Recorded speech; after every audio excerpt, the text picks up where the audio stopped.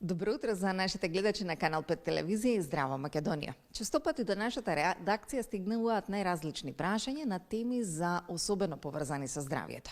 Затоа денеска сме нагости на клиника каде што ќе ни ги одговорат прашањата кои од вас ни се поставени. Какви патологии имаат македонците по 50-та година? Со кои проблеми најчесто се соочуваат и зашто се обраќаат во клиниките? Одговор добиваме од доктор Тања Илиевска. Добро утро. Добро утро. Доктор Тања, во вашата клиника за најразлични патологии имате одговори и решение. Но зашто најчесто ви се обраќаат македонците по 50-та?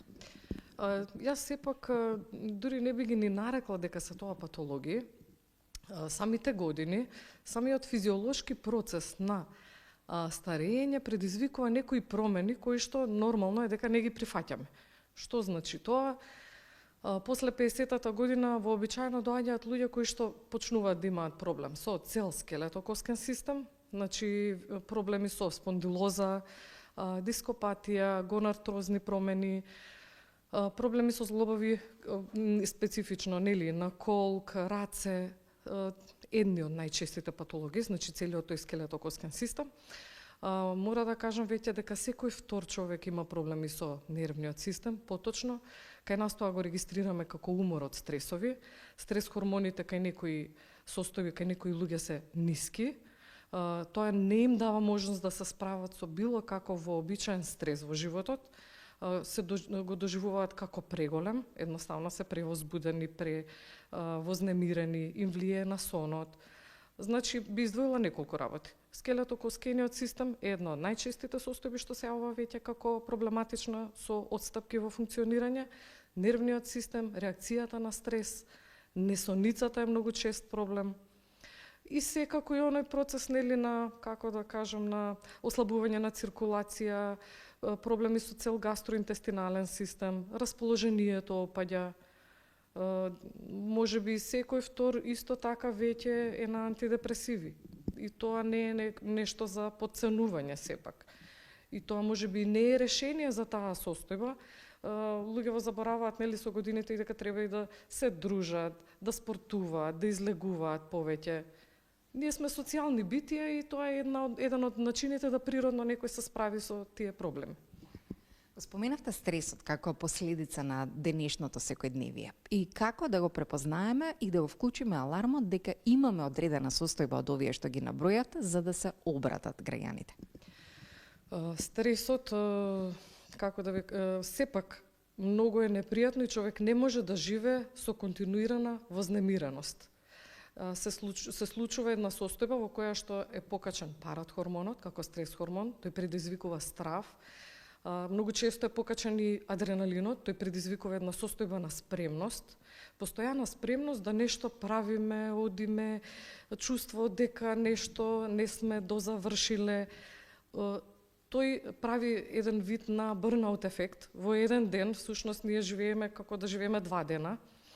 Ништо од ова, пак ќе кажам, не е природно. Природно е да сме изрелаксирани, опуштени, расположени, ведри, да имаме ентузијазам, волја за животот, да ја гледаме позитивната страна на нештата. Реално мислам дека речиси на секој од нас ни треба малку некаква помош и буст за да ги избегнеме овие симптоми, а не да ги прифаќаме. И многу често кај луѓе со високо ниво на стрес имаме проблем со несоница, со неспиење или неквалитетно спиење. Еден од првите сигнали дека имаме некаков проблем со нервниот систем е несоницата. Како вие може да помогнете? Мелатонинот најчесто е нешто што сите го препорачуваат, но верувам дека на долг рок може да направи и проблем. Несоницата ја решаваме на еден друг начин. Му помагаме на нервниот систем, даваме комбинација од клеточни сигнали со која што нервниот систем и го носиме во таа состојба каде што имаме длабок сон. Самиот длабок сон значи многу поодморено тело, во текот на спиењето на нас не се регенерира целиот организам, се регенерира и нервниот систем и е сосема поинаку кога ќе станете наутро, наспани, свежи, одморени, и го нема она чувство на тешко расонување, да ни стане мака за да почнеме да функционираме. Имаме многу повеќе сила, енергија.